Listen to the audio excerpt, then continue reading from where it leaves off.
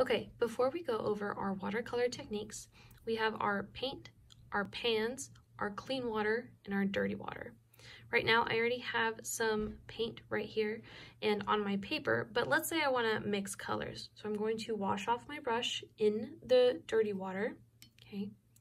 Then I get some clean water and I can go to a different color. Okay, I'm gonna go ahead and grab it.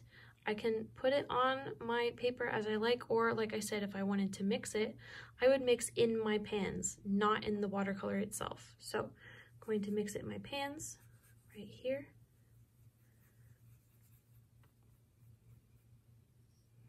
And I can go ahead and paint it.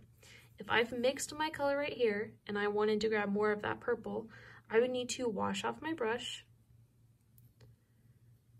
go into the clean water, and then grab some more of that purple. And I can put as much here as I like. But the second I mix it with another color or I'm ready to change colors, I need to wash off my brush again. Okay, so I have this here and I can just gradually keep mixing to this area. If I want to change colors, I can wash off my brush in the dirty water,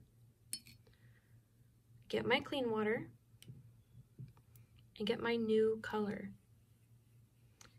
And I can put it in my pan, not touching the other pigments, or I can go ahead and paint.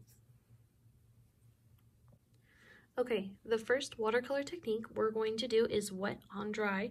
That is where I take some wet paint and put it onto dry paper. This is best if I want a clear, defined shape.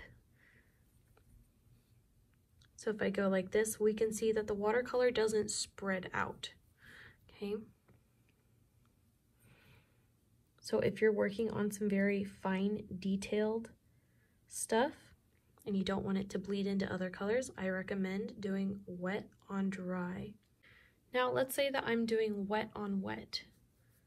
That is where I have a wash of water or maybe a watered down color, okay?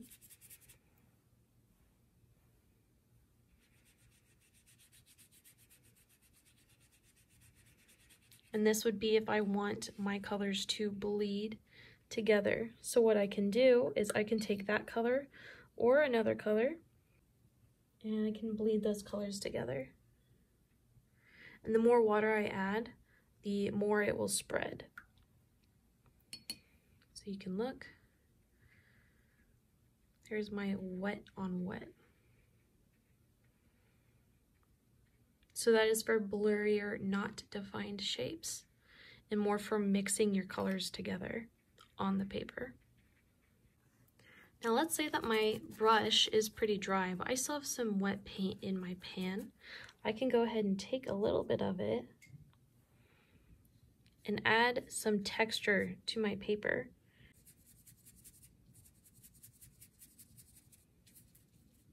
The next technique is a resist. So that is where you use a wax crayon or maybe an oil pastel and you draw with it before adding color. Can't quite see it right now because I have a white crayon, but it works with other colors too. But you will see that it will resist the water and the paint will stay on top of it or around it. So now, if I add my watercolor,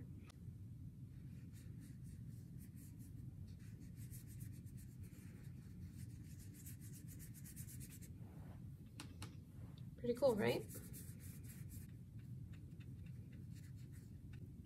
Now we're going to look at an alcohol marker. So anything that says permanent has alcohol in it. So lots of Sharpies are alcohol markers, but you will see that my lines do not get messed up by the water when I use an alcohol marker.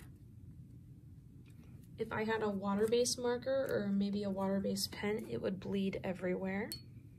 So I'll show you one more time.